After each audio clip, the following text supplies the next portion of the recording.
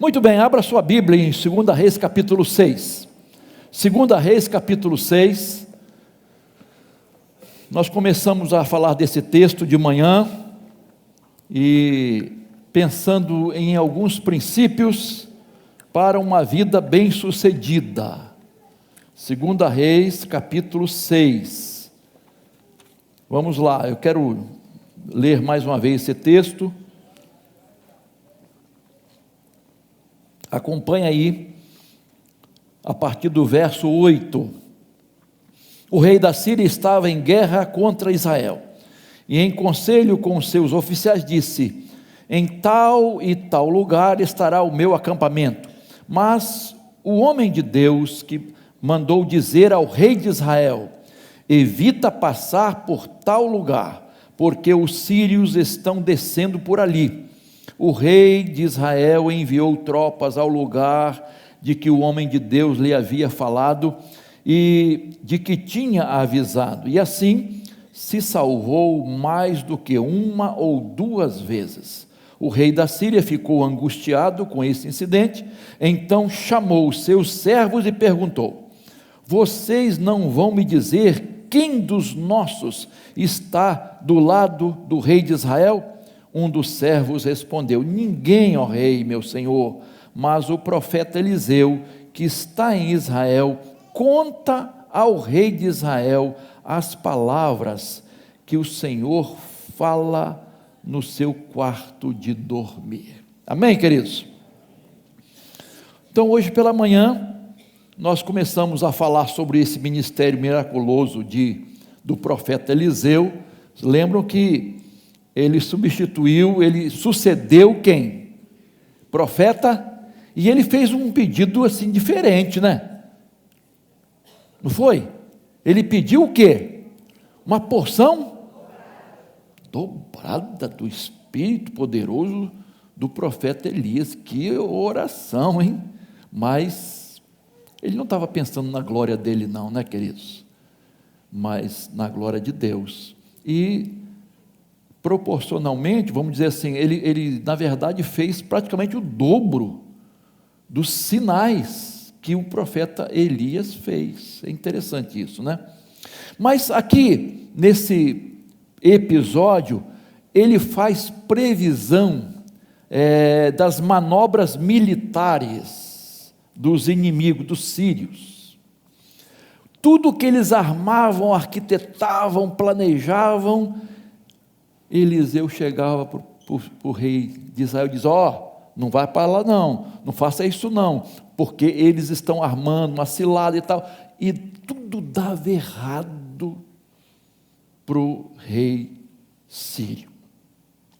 E ele ficou preocupado, ele achou que tinha um X9 no lado dele lá, um espião, alguém que dava o serviço, que chegava lá e dizia tudo que eles tinham planejado, e alguém disse assim: não, rei, não é nada disso não, é que lá do lado dele tem um homem de Deus, um profeta de Deus que fala de tudo, dá toda a dica, porque ele recebe de Deus esta mensagem. Não é espião, é um profeta de Deus que está do lado de lá. Muito bem, eu comecei aqui, o rei começou a caçar Eliseu, né, querendo prendê-lo, mas eu comecei a tirar algumas lições aqui desse episódio, sobre como ter uma vida bem-sucedida, tá? Então, de manhã falamos de 2 princípios. Primeiro, ouvir o que Deus fala. É o que Eliseu estava fazendo, ouvir a voz de Deus. E eu disse de manhã que na vida aqui nós ouvimos muitas vozes. Há muitas vozes no mundo, e Paulo fala isso aos Coríntios: há muitas vozes no mundo. E nós falamos da voz do coração, que muitas vezes nos engana, porque o nosso coração é enganoso, terrivelmente enganoso. Nós achamos que estamos certos, que aquilo é melhor, e não é. Nosso coração nos engana. a voz das circunstâncias, que são tão inconstantes, e às vezes nós tomamos decisões devido às circunstâncias, achamos que estamos fazendo a coisa certa e nem sempre estamos. Falei da voz da consciência. Deus colocou dentro de nós um sinal, um alerta, que muitas vezes nós não ouvimos, porque o pecado cauteriza a consciência e não nos deixa ver conforme a palavra de Deus. Falamos da voz da maioria. Quem disse que a maioria está certa? Quem disse que as decisões da maioria é da vontade de Deus? E falamos da voz do diabo. O inimigo está aí, não é? Adão e Eva ouviram a voz do inimigo, o engano do inimigo. Enfim, há muitas vozes no mundo. Nós precisamos ouvir a voz de Deus. Isso falamos de manhã. Segunda coisa que nós falamos de manhã é que precisamos ver o que Deus mostra. Quando o rei Haddad II, Ben-Hadad II, mandou prender Eliseu, ele foi lá para prender um homem, um exército inteiro, e foi lá e circulou a cidade inteira onde ele estava. Não tem saída. E aí, quando, isso foi à noite, né? Quando foi de manhã, o discípulo, o ajudante do profeta Eliseu, quando viu todo cercado, ele ficou apavorado. E aí falou para Eliseu disse assim: ó, meu querido, não tenha medo não, porque os que estão aqui conosco são mais do que os que estão com eles, né? E vemos isso em 1 João 4,4, maior o que está em nós do que o que está no mundo. E aí Eliseu fez uma oração para Deus abrir os olhos, a visão desse jovem.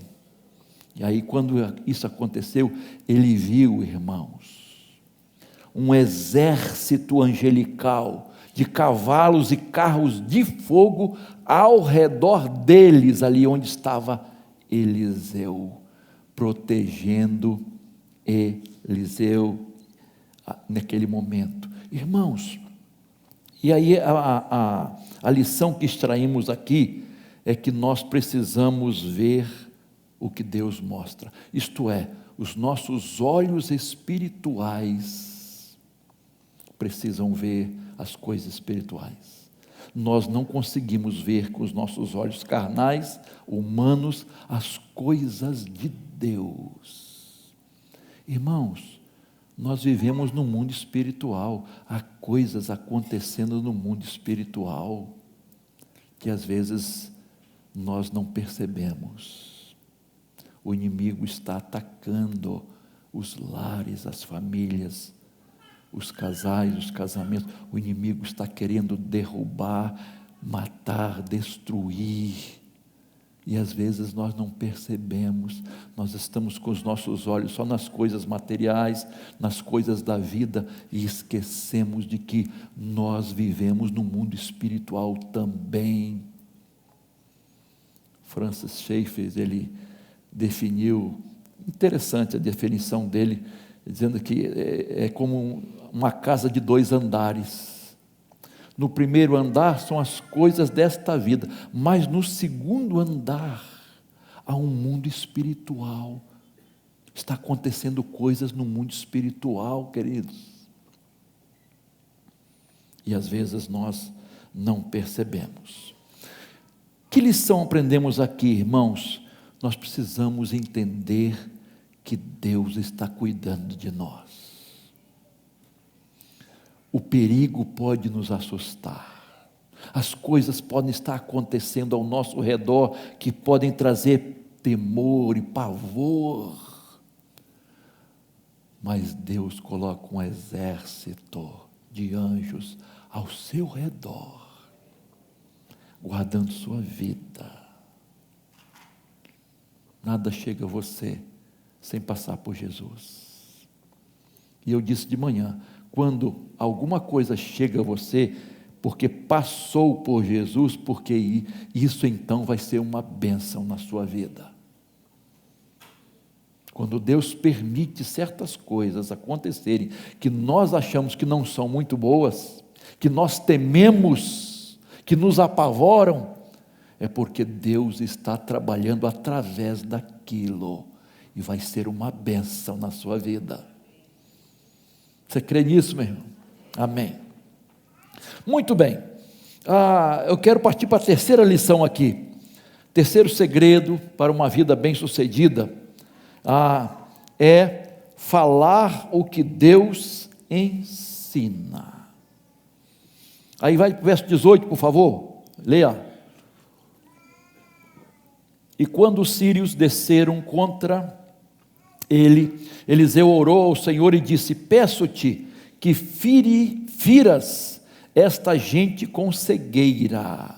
E ele os feriu de cegueira, conforme a palavra de Eliseu.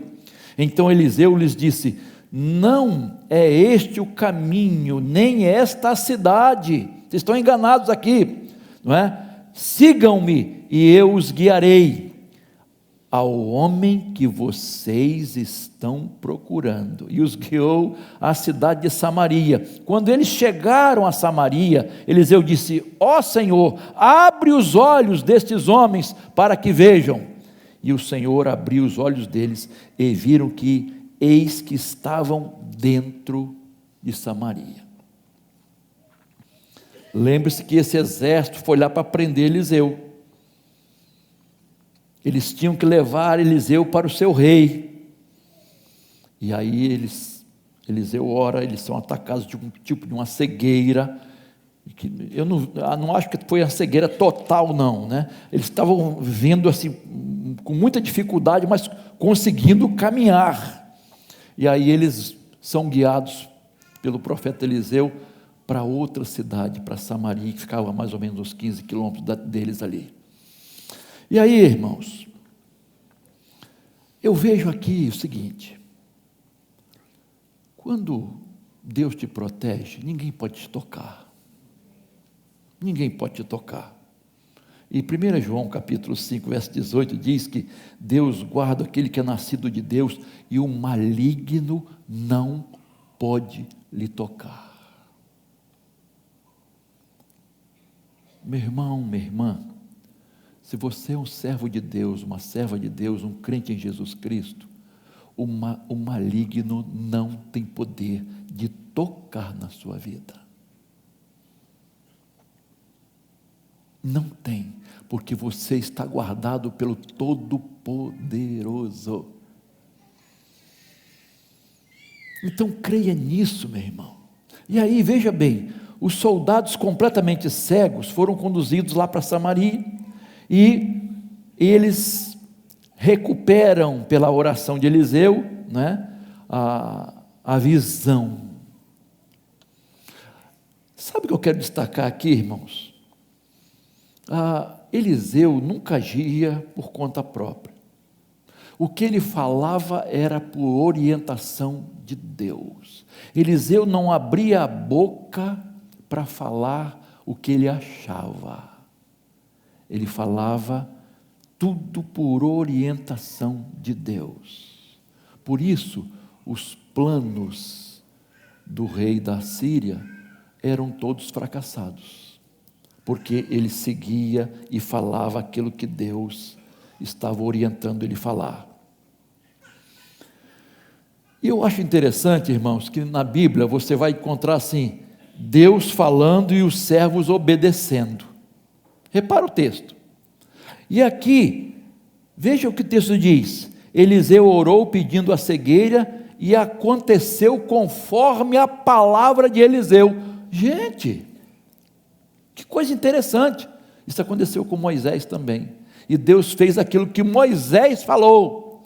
Por quê, irmãos? Deus obedece ordens? Não, queridos. Primeiro, Deus atende as orações dos seus servos. Meu irmão, minha irmã, Deus atende suas orações. Tenha certeza disso, Deus não deixa de responder nenhuma oração.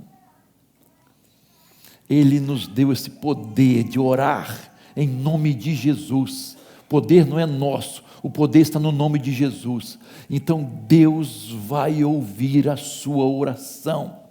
Agora, qualquer oração? Não. Desde que a oração esteja de acordo com a vontade de Deus.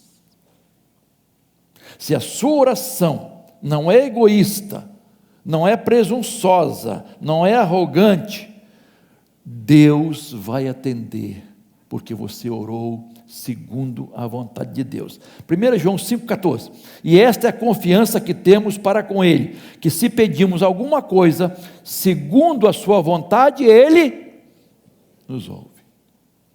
Nos ouve. Queridos, isso é algo maravilhoso, quando nós nos submetemos a Deus até para orar. Então, quando a gente vai fazer um pedido a Deus, nós temos que ter cuidado. Isso é da vontade de Deus? Isso que eu estou pedindo a Deus é da vontade dEle? É para a glória dEle? Ou é apenas para a minha satisfação? Para o meu egoísmo? É para a glória dEle? Eliseu orava conforme a vontade de Deus, e ele só ensinava o que Deus mandava, e ele só falava pela direção de Deus. Irmãos, Deus tem compromisso, não é com palavra de pregadores. Deus tem compromisso com a sua palavra. Deus honra a sua palavra. Deus honra as suas promessas. Há muita gente achando que Deus vai atender aos seus caprichos, às suas ambições. E há pregadores fazendo promessas que Deus não fez, iludindo as pessoas. Há pregadores que querem agradar o seu público. E assim, não é isso que a Bíblia nos ensina. Você tem que pregar a palavra de Deus.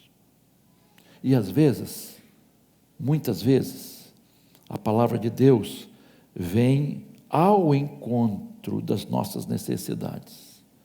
Mas às vezes vem de encontro aos nossos pecados e falhas. Você lembra de Davi? Quando Natã foi enviado por Deus ao rei, ao grande rei poderoso, o rei Davi, e ele teve a autoridade de dizer assim: você é este homem que fez isso. Quando ele caiu com Batseba, mandou matar o seu marido, Urias, o melhor do seu exército. Caiu terrivelmente, e Davi foi repreendido pelo profeta de Deus. Ele não ficou com medo, não. Ele falou o que Deus mandou. Nós temos que pregar a palavra de Deus, irmãos. Às vezes, isso vai nos fazer chorar. Por que os pregadores querem pregar só vitórias, vitórias, vitórias? Se você entregar sua vida a Jesus, seus problemas acabaram. Sua vida está arrumada. Quando você der uma oferta, você vai receber 7 vezes mais. Quem disse isso? Onde está isso? Onde está isso? Onde está isso na palavra de Deus? Não, queridos, não é isso que é a palavra de Deus. Deus nos abençoa. E como nos abençoa? E muitas vezes com bens materiais, desde que sejam usados para a glória dEle. Mas às vezes, irmãos, nós nos concentramos só nas coisas materiais E a nossa vida está fundamentada em coisas materiais. E nós achamos que ser abençoado, ser uma pessoa abençoada, é não ter problemas financeiros, é não ter falta de dinheiro, é ter saúde de ferro, é não ter problemas. Quem disse isso? Onde está escrito isso? Tem muita gente que ouve essas mensagens e se decepciona com Deus, porque Deus não fez aquilo que elas esperavam. Você tem que se decepcionar com os pregadores que estão pregando isso, que não estão pregando a palavra de Deus, que não estão sendo fiéis à palavra de Deus. Quer ver um exemplo? Casamento. Muita gente se casa iludida. Claro que você sabe disso. Vou me casar para ser feliz. Você tem que ser feliz primeiro. Se você acha que é o casamento que vai te fazer feliz, você tem que ser feliz. Fulano ou fulana vai me fazer feliz no casamento. Esquece. Esquece isso, meu irmão.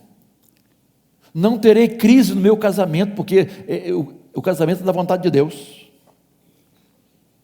Depois do casamento ele muda. Lê do engano. Isso não vai acontecer, irmãos. Eu posso até morar embaixo da ponte, que meu amor é puro. Vai. Nós temos amor. Não é assim que as coisas acontecem, queridos. Ilusão. Ilusão. Meus irmãos, a lua de mel acaba. As incompatibilidades vão surgindo.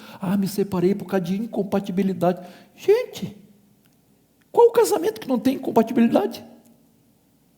Os dois são diferentes. Vai ter crise, vai ter salseiro. O romantismo vai diminuir. As palavras carinhosas tendem a diminuir. Meu amor, minha vida, meu docinho de coco, às vezes muda para outras palavras. E às vezes, como diz um pregador aí, os bichos crescem de pombinha para sua anta, de gatinho para seu cavalo. Tem que suar a camisa, irmãos. Tem que para ir para o casamento consciente, o que é casamento, o que é vida a dois. Tem que ter renúncia. Um renuncia daqui, outro renuncia dali, para os dois caminharem juntos, senão não vai dar certo. Tem que suar a camisa toda. Eu suo a camisa todo dia, né, minha filha? E ela sua mais ainda. 43 anos suando a camisa. Se a gente não buscar a direção de Deus, não perseverar, não lutar, irmão, nenhum casamento continua, acaba logo. Queridos, é isso que a palavra de Deus nos ensina, irmãos. Não adianta querer enganar as pessoas. Na vida espiritual é exatamente assim. Há uma guerra espiritual. O inimigo quer derrubar, quer desfazer, quer destruir as famílias, quer destruir o relacionamento de pais e filhos, quer acabar com o diálogo, a comunicação. Cada um vive a sua vida debaixo do mesmo teto. É isso que o inimigo quer. E uma das coisas que ele está usando, que nem está aqui, que eu nem trago para o culto, é o celular. É uma bênção, pode ser uma maldição. Cada um na sua vida. Sentados à mesa, cada um no seu. Eu tenho também, eu faço isso, irmãos. Mas a gente tem que ter cuidado, queridos. cultivar o relacionamento familiar, o diálogo, a comunicação, renúncia, lutar pelo casamento. O inimigo observa os lares, os casais. Adão e Eva viviam num paraíso, queridos. Olha o lar de Jó, um lar feliz, filhos felizes, festejando, se reunindo, Jó intercedendo, Jó buscando e tal. Que coisa maravilhosa. E o inimigo estava assim, ó, é ele, é ele, é ele, é ele, é ele. Você está pensando que o inimigo não está olhando para a sua vida, para o seu lar, querendo destruir sua família, querendo destruir seu casamento, querendo destruir a paz dentro de casa? Está. Então, irmãos, mesmo seguindo a Jesus, nós vamos passar por desertos, por tempestade, tristeza, decepções, enfermidades, mas existe uma promessa: eu estarei com você, eu não vou deixar você, eu vou guardar a sua vida, eu vou te proteger, vocês nunca estarão sozinhos.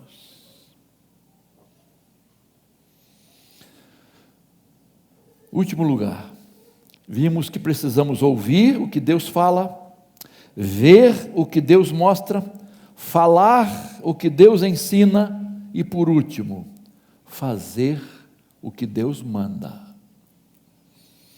Versos 21 a 23, veja aí, por favor.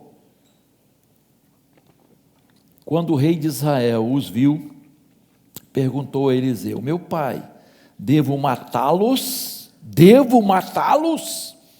Ele respondeu: não os mate. Você mataria aqueles que fizesse prisioneiros com sua espada e o seu arco? Ordena que lhes deem pão e água, para que comam, bebam e voltem para o seu senhor. Então o rei ofereceu-lhes um grande banquete, e comeram e beberam. Ele os despediu e eles voltaram para o seu senhor. E da parte da Síria não houve mais investidas na terra de Israel. Olha só, irmãos. Olha só o que esse texto está dizendo. Eles estavam ali, totalmente entregues,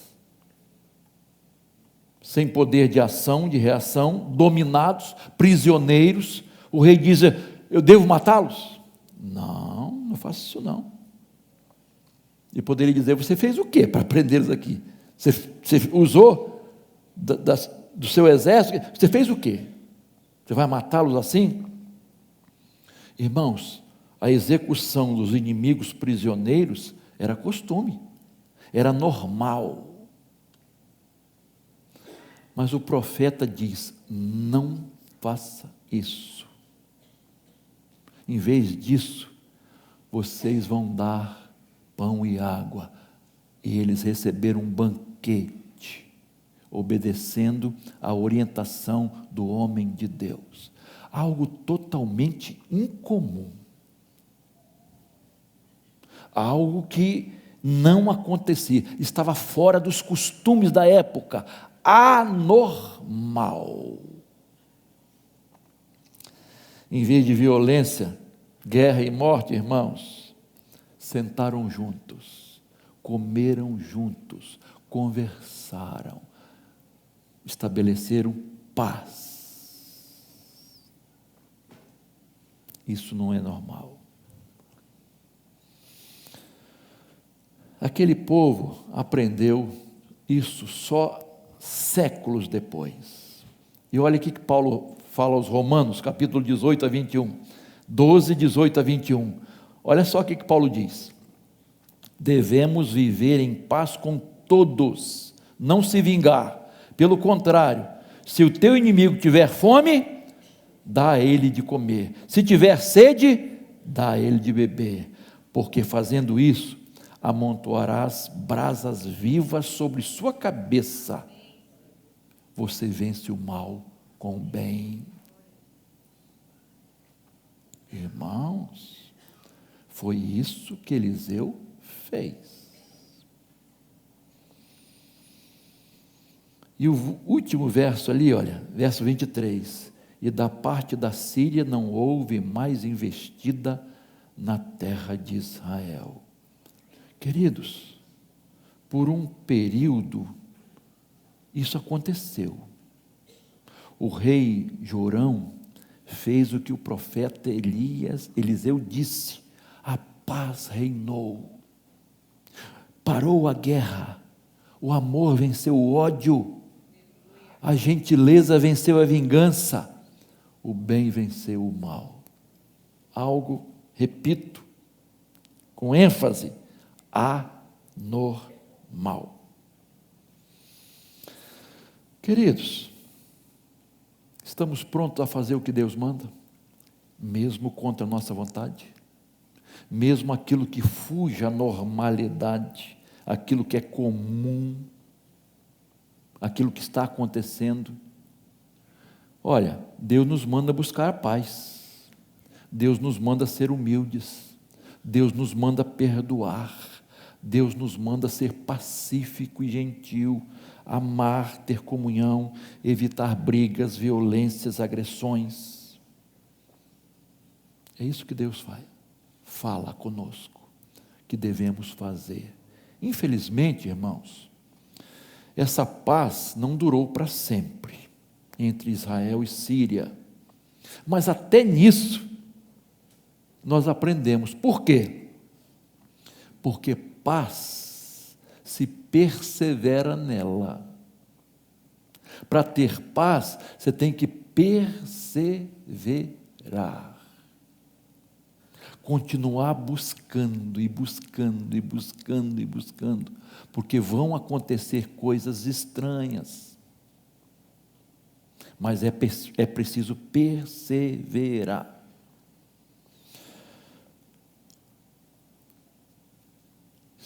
Se há uma coisa que nós precisamos, irmãos, é ter paz, é viver em paz.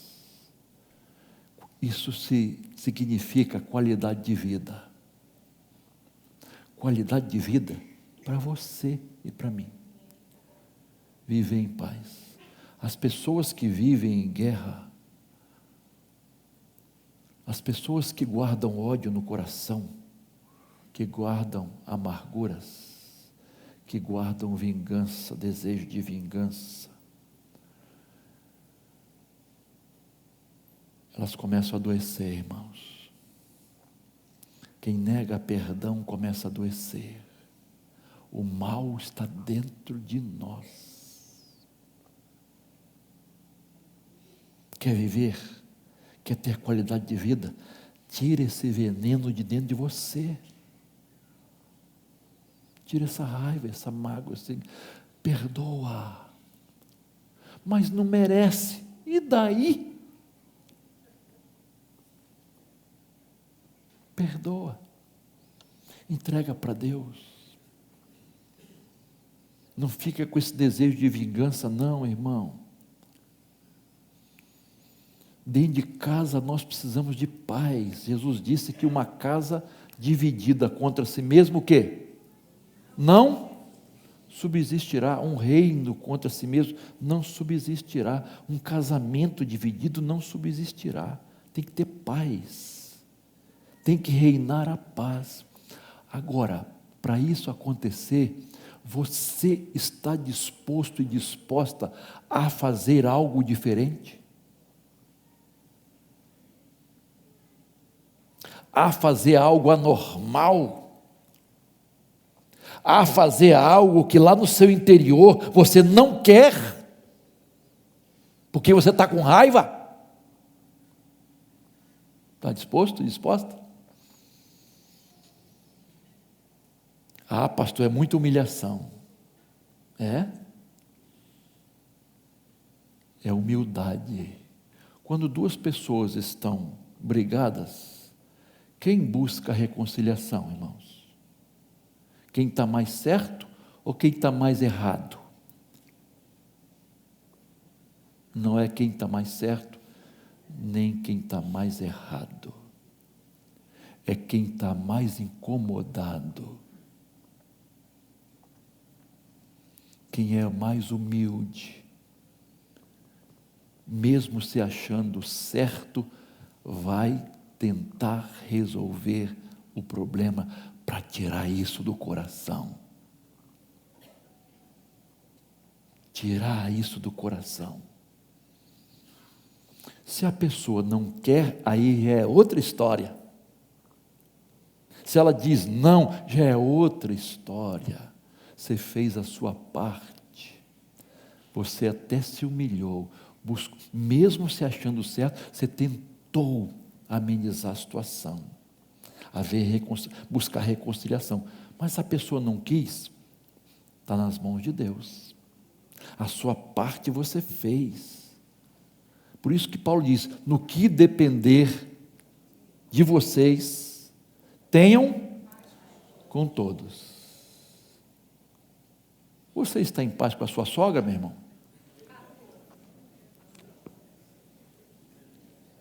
Com o seu genro, com a sua nora? Aí ela, fala Deus. Você está em paz? Você busca a paz? Você é um agente da paz? Porque tem gente que é agente da guerra, né? Do salseiro. Ah, como tem. Na nossa família tem, irmãos. Na nossa família tem, irmãos. Irmãos, se a nossa justiça não exceder a dos escribas e fariseus, se a gente fizer só aquilo assim, ó, você tem que ir além. É isso que o profeta Eliseu orientou. Vai além. Não faça o que todo mundo faz. Meu irmão, marido, presta atenção, marido. Está prestando atenção? Esposa, dá uma cutucada nele aí. Você está disposto a fazer algo diferente na sua casa? Você está disposto a mudar seu comportamento? A agir de maneira diferente? Demonstrando amor à sua esposa e aos seus filhos? Demonstrando, a começar das pequenas coisas.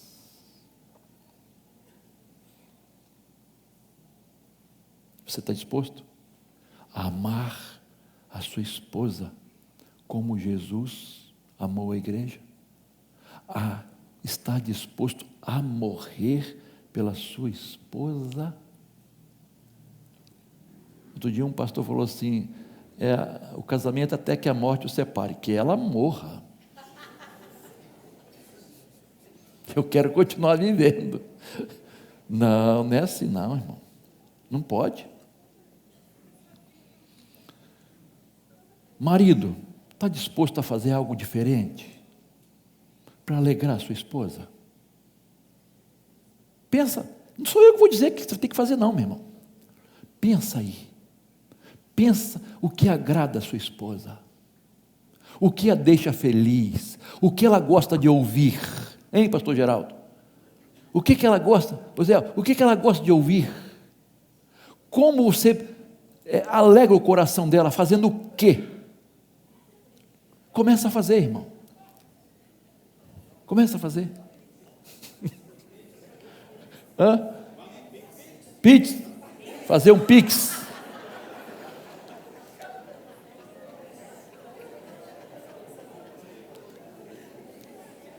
Faz um pix de R$10. R$10. Mulher, agora mulher. Esposas, você está disposta a deixar o cartão de crédito em casa?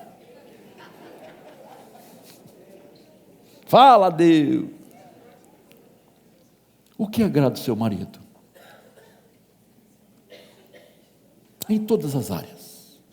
O que satisfaz seu marido? Ah, pastor, eu tenho uma coisa que eu sei que satisfaz, mas eu não estou disposto a fazer não. O que satisfaz, o que alegra o coração do seu marido, né? Já tem uma pesquisa aí que para agradar o marido são 3 coisas, não é? Vocês lembram? Cama, cozinha e futebol. 3 coisas. Agora, para agradar a esposa, meu irmão, caminhão de coisas para satisfazer a esposa, né? Mas esposa, irmãos, quando nós pensamos assim, como eu vou agradar? Porque amor quer agradar a pessoa amada. O amor não é egoísta, irmãos. O amor quer agradar, quer dar, que se oferece. E é demonstrado, é provado. Deus prova o seu amor para conosco, em que Cristo morreu por nós, sendo nós ainda pecadores. Mulher, quando você sabe fazer a coisa, o seu marido cai de patinhas, ele faz tudo o que você quiser. Quando você sabe fazer a coisa, quando você sabe falar,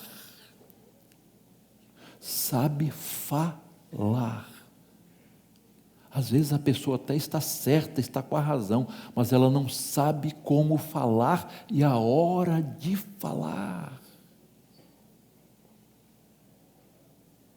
Tem esposa ranheta, tem esposa, olha, Provérbios fala de esposa assim, como é que é o nome que alguém lembra? Rixosa. Ai, o nome é até feio. Até o nome é feio. Rixosa, aquela que vive reclamando, murmurando. Sabe qual é uma experiência boa, legal, para você fazer agora no início do ano? Passa uma semana sem reclamar de nada, só agradecendo. Não reclame de nada, só agradeça, só agradeça. Irmãos, vai ser tudo diferente. As coisas vão acontecer. Pode ter certeza, irmão. E aí vem os filhos, né? Já passou da minha hora aqui também, né? Vem os filhos. Como é que você agrada os seus pais? Pais, como é que você agrada os seus filhos? Como é que você conquista os filhos? Como é que você ganha seus filhos? Não é cedendo a coisas que são inegociáveis, não é isso que eu estou dizendo. Irmãos, nós precisamos viver em amor, fazer o que não é natural, ir além, para viver em paz, para ter um lar em harmonia, um lar saudável, um casamento saudável. É isso que a Bíblia nos ensina, queridos. Fazer o que Deus manda. 4 princípios para uma vida bem-sucedida. Ouvir o que Deus fala, isto é, ouvir a voz de Deus. Ver o que Deus mostra, isto é, com os olhos espirituais abertos por Deus. Falar o que Deus ensina, não o que eu acho, não o que eu penso. E fazer o que Deus manda. Obediência. 4 princípios, irmãos.